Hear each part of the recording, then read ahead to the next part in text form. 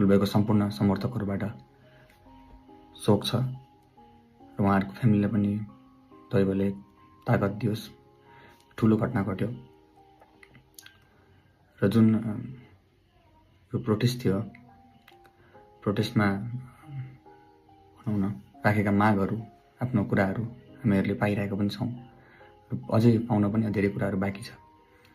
म पनि बाँधिएको थिएँ। म पनि भनौँ न मेरो प्रोटेस्टमा चलेको भिडियोहरू हामीहरू देखिएका थियौँ त्यहाँ धेरै, र मेरो प्रोटेस्टमा चलेको भिडियोहरू देखेर म लगायत धेरैजना इन्फ्लुएन्सर मेरा साथीभाइहरूलाई पनि टार्गेट राखेर हिटलिस्टमा राखेको भन्ने खबर मैले पाएँ। त्यो पाउँदाखेरि एकदम त्रासित पनि भएका थियौँ हामीहरू। अब हुने क्षति चाहिँ हामीहरूकै क्षति हो। त्यसैले जति पनि जना हिँडिराख्नु भएको छ, गन बोकेर, लुगाहरू लगाएर, ट्राफिकको लुगा लगाएर, पुलिसको लुगा लगाएर, जुन गनहरू बोकेर लुगा लगाएर मिमिक गरिराख्नु भएको छ, त्यहाँबाट चाहिँ